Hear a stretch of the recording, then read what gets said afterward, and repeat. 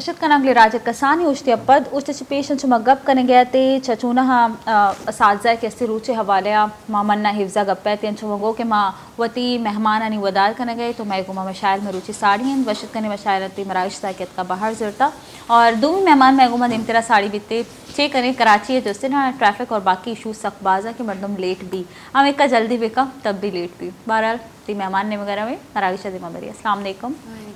कैसी हैं आप? खैरियत से? जी मैं बिल्कुल ठीक है अल्हम्दुलिल्लाह। आपको खुशामदीद कहते हैं अपने प्रोग्राम में। Thank you so much. आप लोग का इंतज़ार करते करते हमने आज असातिज़ा के हवाले से बहुत कुछ डिस्कस किया क्योंकि आज टीचर्स डे भी है तो आप लोग का इंतज़ार करते हुए हमने सोचा क्यों ना हम टीचर्स को कोई डेडिकेशन दे दें, ज़रूरी भी है। सो आपसे भी ज़रा इसको लिंक करते हुए फिर आगे टॉपिक की तरफ बढ़ते हैं। आप कैसे स्टूडेंट रही हैं और आपके लिए आपके असातिज़ा कितने वैल्यूड हैं? स्टिल आप इन कॉन्टैक्ट हैं? जी अल्हम्दुलिल्लाह। स्टार्टिंग से आई वाज अ स्टूडेंट जो मतलब फर्स्ट बेंचर्स नहीं होते, तो स्टार्टिंग से मैं उस टाइप की स्टूडेंट थी। तो टीचर से बहुत ज़्यादा क्लोज भी थी, मगर मुझे ऑलवेज़ एक आदत थी, मुझे बहुत डर लगता था टीचर से। मतलब ये मेरा फोबिया था कि मैं जो है ना डायरेक्ट क्वेश्चंस नहीं कर पाती थी उनसे। और दूसरी बात मतलब एक गैप होता था हमारे बीच। बट जब मैं कॉलेज में आई तो हमारे कॉलेज के जो टीचर्स थे ना, उनकी कम्युनिकेशन इतनी अच्छी थी कि वो डर ख़त्म हो गया मुझसे। तो नहीं स्कूल लाइफ में था वो डर। जी वो मैट्रिक तक वो इसी तरह था, पर जब मैं कॉलेज लाइफ में आई वो टीचर्स ही इतने अच्छे थे कि कम्युनिकेट करने में डर ही नहीं लगता था। तो जो कॉलेज लाइफ के मेरे टीचर्स थे ना, वो वाकई बहुत अच्छे थे। मतलब एक टीचर्स का जो मकाम होता है तो वो उन्हें देने का दिल करता है। अभी यूनिवर्सिटी लाइफ में प्रोफेसर्स होते हैं तो जाहिर अब हेजिटेशन नहीं होती उस तरह की, मगर अब जो है ना वो लिंक है, मतलब जो पहले नहीं था वो अब है, अब वो क्रिएट हो गया। जी होता है वैसे बड़ा मायने रखता है असातिज़ा का रवैया और बच्चों से बात करने का तरीका।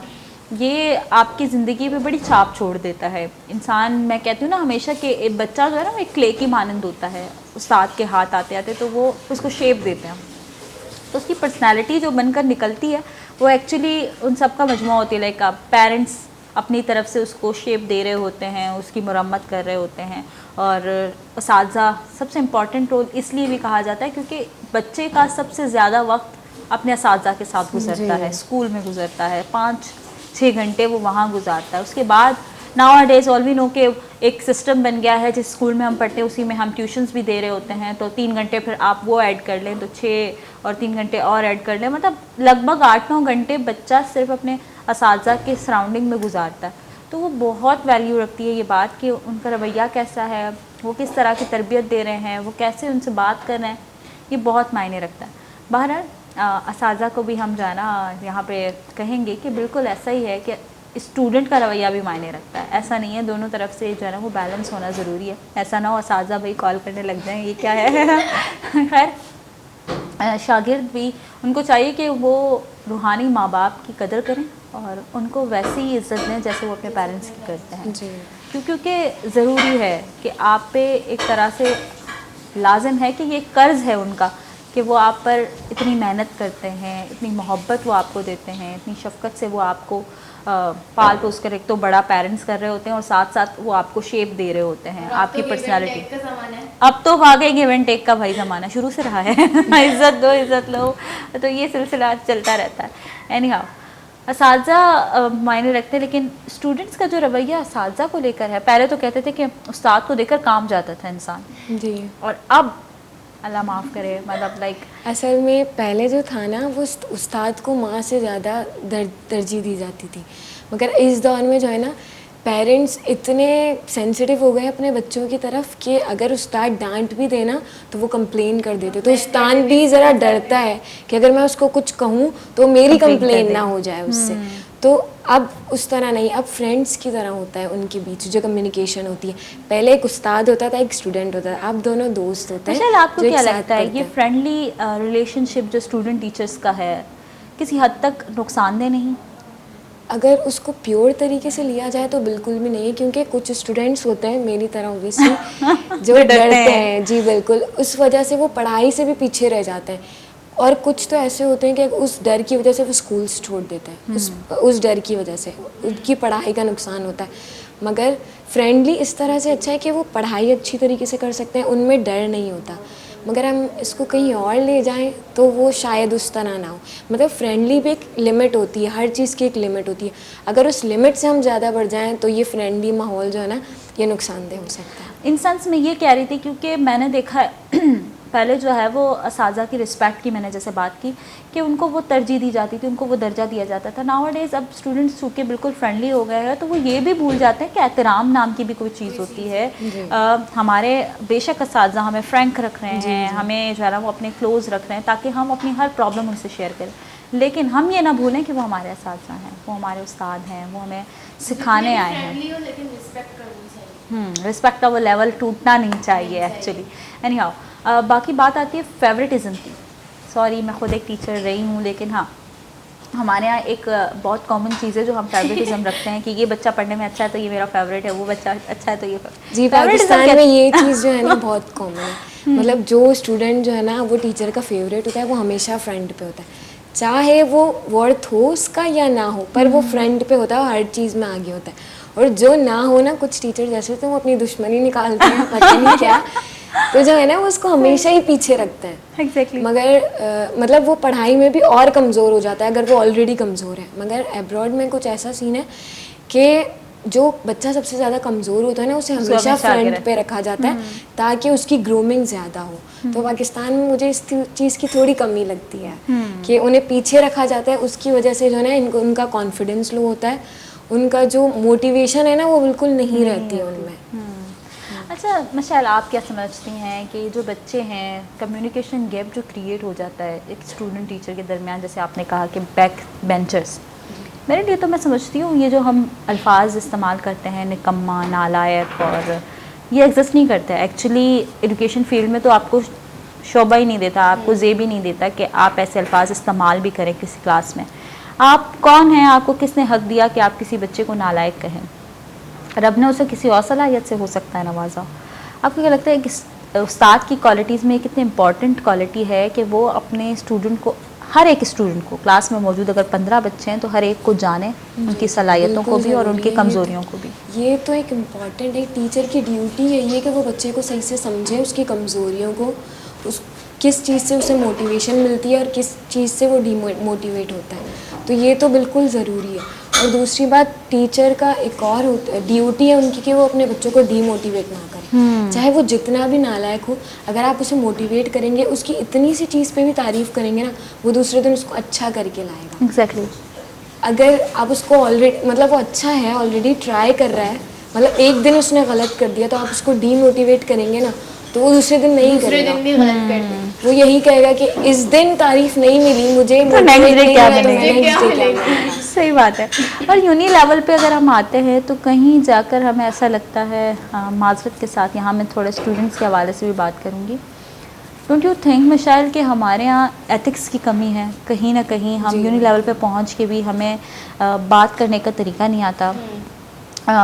ये मेरा खुद पर्सनल एक्सपीरियंस रहा है कि यूनिवर्सिटी पहुंच के स्टूडेंट जिस तरह से बिहेव कर रहे होते हैं एक दूसरे के साथ, एक न्यू कमर को जिस तरह से ट्रीट कर रहे होते हैं, और फिर किसी को मतलब मिसगाइड करना, उस पर जो है ना वो मज़े उड़ाना। यूनिवर्सिटी की लाइफ को एंजॉय करना इज़ समथिंग एल्स, लेकिन किसी को टीज़ करना, किसी को तंग करना, किसी को इस कदर बेजार कर देना कि वो तंग होकर यूनिवर्सिटी छोड़ दे, या इस सेंस में कि वो अपनी पढ़ाई हाफ जो है ना या पढ़ के छोड़ दे, तो नहीं लगता कि आपको एथिक्स की कहीं ना कहीं अब भी कमी? हम सिर्फ बुक्स रीड करते हैं, तरबियत अलग चीज़ होती है, पढ़ना अलग चीज़ होता है।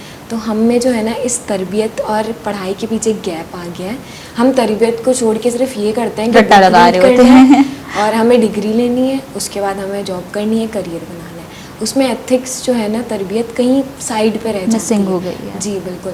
ये यूनिवर्सिटी लेवल में नहीं, ये कॉलेज लेवल से स्टार्ट हो जाता है कि टीचर की जो रिस्पेक्ट होती है वो उस तरह नहीं होती, क्योंकि वो समझते हैं कि हम खुद इस लेवल पे आ गए कि हम कुछ कह नहीं सकते, हम उनसे ज़्यादा ताकतवर हो गए। ओब्वियसली जो लड़के होते हैं, जो जहाँ तक मैंने देखा है मेरे स्कूल में मैट्रिक में, जो लड़के होते थे वो मतलब हाइट में बहुत ज़्यादा लंबे होते थे, और कुछ टीचर्स होती थी, मतलब टीचर्स ऑब्वियसली लड़कियाँ होती थी, तो वो उनसे उस तरह बात करती थी ना कि कुछ टीचर्स जो है ना वो सब्जेक्ट लेना ही छोड़ देती थी कि ओबियसली इस रवैये से कोई बात करेगा, इस तरीके से कोई बात करेगा तो वो दूर ही हटेंगे ओबियसली। तो एथिक्स इस चीज़ में ख़त्म हो जाती है। हमें चाहिए कि हम बुक्स रीडिंग के साथ साथ उस तरबियत को भी लेके जाएं, उस इस्लामी तरीके से पढ़ाएं बच्चों को, कि पढ़ाई तालीम के साथ साथ तरबियत को भी लेके चलें, तब बच्चों में जाके कहीं चेंज आएगा। बाकी हम बुक्स रीड करते ही रह जाएंगे। जैसे हमारे पेरेंट्स कहते हैं कि हमारे टाइम पे अगर हमें हमारे जो टीचर्स थे वो एक तख्ती पे कुछ लिख के देते थे ना, तो वो सबक हमारे लिए बहुत मायने रखता था। हम उस सबक पे सिर्फ हम पढ़ते नहीं थे, हम उस पर अमल करने की कोशिश करते थे। हम एक दूसरे को बताते थे, शेयर करते थे, फिर उस पर अमल करने की कोशिश करते थे। लेकिन नाउअडेज़ मैं हमेशा से कहती आई हूँ, ज़िंदगी में आज तक किसी भी स्टैंडर्ड में, मैं हूँ, मशाल बैठी है, इफ्ज़ा बैठी है, आप सब हैं, किसी भी स्टैंडर्ड में आप पढ़ रहे हों, आप मैट्रिक कर रहे हों, आप इंटर कर रहे हों, आप ग्रेजुएशन कर रहे हो, आप मास्टर्स कर रहे हो, आप ज़रा चंद मिनट के लिए सोचें कि आपने अपनी ज़िंदगी में कितनी किताबें पढ़ी, और ज़िंदगी की किसी एक भी किताब को उठा के देखिए उसमें कितने लेसन्स हैं। लिखा हुआ है lesson number 1, lesson number 2, lesson, वो है सबक number. What does it mean सबक, लेसन? उसमें से किसी एक लेसन पे भी क्या हमने कभी अमल किया है? असल में हमारे पास लेसन इतने हैं, वो सिर्फ साइंस पे डिपेंडेंट है, कुछ तरबियत पे नहीं आ रहा। तो जाहिर सी बात है कुछ अमल करने का होगा, हम करेंगे ना। साइंस ही पढ़े तो उस पर एक्सपेरिमेंट्स ही करेंगे हम। उस एक्सपेरिमेंट पे भी कहीं पहुंच नहीं पा रहे हैं, टू बी ऑनेस्ट। बात यह कि सिलेबस हमें कहीं और ले जा रही है और प्रैक्टिकल लाइफ कहीं और ले जा रही है। अगर हम यूनिवर्सिटी लाइफ ख़त्म करके निकलते हैं ना, तब हमारी प्रैक्टिकल लाइफ स्टार्ट होती है और वो बहुत डिफरेंट होती है हमारी यूनिवर्सिटी या एजुकेशन लाइफ। लिटरली ऐसा लग रहा होता है कि पढ़ा क्या और हो क्या रहा है। हो क्या रहा है, बिल्कुल। वो जो हमने पढ़ा होता है वो भी प्रैक्टिस नहीं हो रही होती, उनकी भी वो बहुत डिफरेंट हो रहा होता है। तो हम पढ़ते इतना है ना, हमें कंज्यूम करना चाहिए, उन सबको कंसाइज करना चाहिए कि हम जितना पढ़ें उन पे अमल कर सकें, उस शॉर्ट कोर्स को शॉर्ट कर दें। एग्जैक्टली। तो बात ये है कि हमारे यहाँ तो हर चीज़ में एक प्रॉब्लम है, वायरस है, इश्यूज़ हैं। बहरहाल कहीं ना कहीं आ चुके इसातिज़ा का दिन है, और मैं बिल्कुल जो है ना वो यहाँ अपने इसातिज़ा को मायूस नहीं करूँगी और जितने भी इसातिज़ा हैं वो देख रहे हैं। लेकिन ज़रूरी बातें हैं ये कुछ, कि ज़िम्मेदारी किसी पे आती है तो वो ज़िम्मेदारी आपको पूरी करना, उसको निभाना आपका फ़र्ज़ है, फ़र्ज़ियत में आ जाता है। तो उसको लेकर सिंसियर होना बहुत ज़रूरी होता है, चाहे वो उस्ताद हो चाहे वो शागिर्द हो। एक शागिर्द की ज़िम्मेदारी है कि वो पढ़े, उसका उस्ताद उसे जो सिखा रहा है वो सीखने की कोशिश करे, उस पर अमल करने की कोशिश करे। उस्ताद की ज़िम्मेदारी में आता है कि वो पढ़ाए ठीक से। हमारे यहाँ तो होता ये भी है कि उस्ताद को खुद नहीं पता कि वो क्या पढ़ाने जा रहे हैं। कभी कभार मैंने यकीन करेंगे ऐसा भी देखा है कि कुछ रैंडम टीचर्स, मैं उनको कहूँगी कि वो जाते हैं, किताब खोलते हैं और फिर पढ़ाना शुरू करते हैं। तो ऑनलाइन सिस्टम है तो वेबसाइट से रीड कर देते हैं। एग्जैक्टली। या एक काम कर, या कुछ ऐसे टीचर्स होते हैं जिनको अपनी रिस्पॉन्सिबिलिटी पूरी नहीं करनी होती है, वो इंटरनेट से एक PDF निकालते हैं, गूगल और बच्चों को सेंड कर देते हैं, रीड इट और कल इसका क्विज है। जब हमने उसको पढ़ा नहीं है, समझा नहीं है, हम क्विज कैसे दे दें? और वो क्विज भी वो खुद नहीं बनाते, वो क्विज भी बेशतर उन्हीं इंटरनेट के छापे हुए होते हैं, जो स्टूडेंट भी क्या करते हैं, गूगल करके सॉल्व कर लेते हैं। एग्जैक्टली, ऐसा ही चल रहा है। और नाउअडेज़ तो पाकिस्तान में कोरोना की वबा ने काफ़ी जो है वो डिस्टर्ब कर दिया है स्टूडेंट्स की लाइफ को, और एक बहुत बड़ा मुहम्मा क्रिएट हो गया है। दोबारा से कोरोना के जो पेशेंट्स आ रहे हैं और उसकी वजह से दोबारा एक सिचुएशन क्रिएट होने लगी है कि शायद लॉकडाउन हो, शायद कुछ ऐसा हो। बहुत से एरियाज़ में दोबारा लॉकडाउन लगने लगा है। हो सकता है कि यूनिवर्सिटीज़ दोबारा बंद हो सकता है, दोबारा स्कूल्स बंद हो। तो मैं सोचती हूँ कि आगे करना क्या है। 2020 तो ऐसे ही गुजर गया, तकरीबन अक्टूबर के मंथ में हम पहुँच गए हैं। लेकिन आने वाले साल में क्या यूं ही चलता रहेगा सिलसिला? क्या होगा पाकिस्तान में? क्योंकि ऑनलाइन क्लासेस के हवाले से तो still students are not comfortable, और वो अब भी यही कह रहे हैं कि उन्हें नहीं लेनी है क्लासेस ऑनलाइन, ना वो देना चाहते। तो मशाल से पूछते हैं, मशाल आपने कितना सफ़र किया इसमें? जी मैंने कुछ ज़्यादा ही किया क्योंकि मुझसे ज़्यादा बलूचिस्तान के लोगों ने किया होगा, जहाँ पे इंटरनेट अवेलेबल नहीं है। मैंने इस तरह किया कि हमारी इलेक्ट्रिक जो है ना, माशाल्लाह से जी बहुत सल्यूट है उनको। तो वो तो होती नहीं है क्लासेस के टाइम, वो होती नहीं है। अगर ये हो जाता है तो इंटरनेट इशू हो जाता है। अगर स्टूडेंट का इंटरनेट इशू हो तो एब्सेंट मार्क होती है, अगर टीचर का इंटरनेट इशू हो तो प्रेजेंट मार्क होती है सारे स्टूडेंट्स की, फर्स्ट ऑफ ऑल। और दूसरी बात ये है कि कभी कभी इंटरनेट स्लो, एक ऐप भी उनका कोई नहीं कंफर्म नहीं होता कि किस ऐप पे आएंगे आज। कभी जो जूम होता है, कभी कोई और होता है, कभी गूगल होता है क्लासेस जी, कभी एक और हमारा जो लॉन्च हुआ है अभी यूनिवर्सिटी का जिस्ती ऐप, उस पे आ जाते हैं। वो तो माशाल्लाह तो चलता ही नहीं है सबसे पहले, क्योंकि सारे स्टूडेंट्स साथ आते हैं, वो हैंग हो जाता है।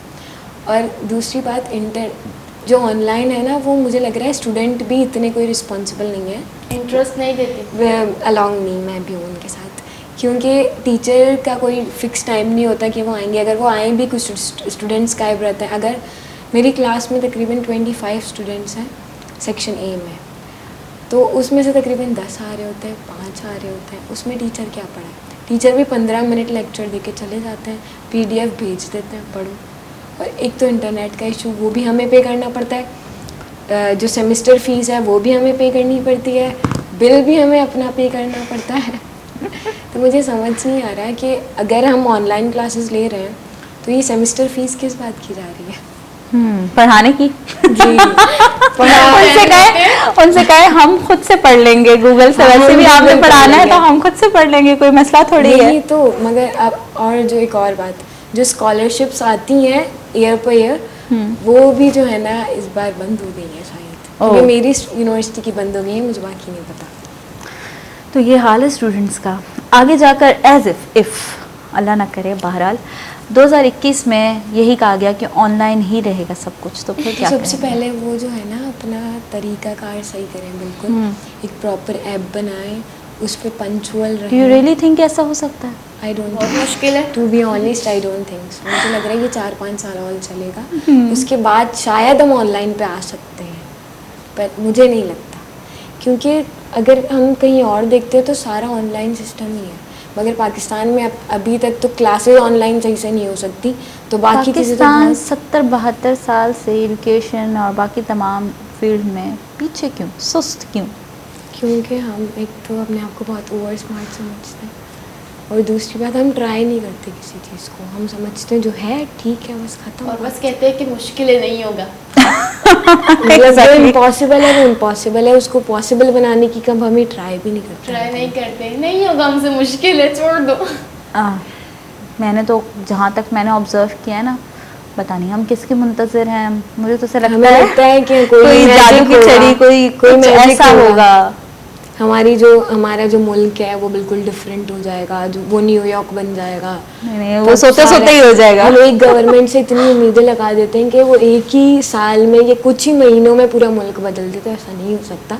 हम ऑलरेडी इतना बर्बाद कर चुके हैं अपने मुल्क को, ओब्वियसली टाइम लगेगा उसको ठीक होने में। तो जाहिर सी बात है, अगर एक गवर्नमेंट आ भी रही है ना, अगर वो रिस्पॉन्सिबल है तो कोई बात नहीं, हम भी तो हैं, तो उसको भी हम टाइम दें ना। बात ये कि हम हालांकि समझते हैं, जानते हैं, अक्ल बूझ सब रखते हैं। अगर हम देखें तो नॉर्मली किसी भी चीज़ से मिसाल दे सकते हैं, प्लांट से भी मिसाल दे सकते हैं।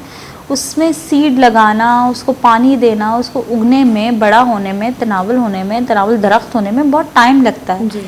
कटौती करते वक्त हमें यह ख्याल नहीं आता, हम काट देते हैं अपने फर्नीचर के लिए, लकड़ियों के लिए, मुख्तलिफ पर्पस के लिए। तो जनाब, अगर आपका मुल्क इस हालत में है कि वो बिल्कुल काट दिया गया है, ख़त्म हो चुका है, उसे दोबारा बड़ा होने में, उसी तरह तनावल दरख्त होने में टाइम लगेगा, तो उस पर मेहनत और डबल ट्रिपल मेहनत, हमें उसे दोबारा रीबिल्ड करना होता है। एक ख़राब चीज़ को, एक बनाने वाली चीज़ को चलो टाइम लगता है कि हम बना रहे हैं, बन जाए, नहीं, वो तो आपने जड़ से उखाड़ दिया ना, इस तरह से आपने उखाड़ दिया, उस पर मेहनत भी डबल है और उस पर टाइम भी लगेगा।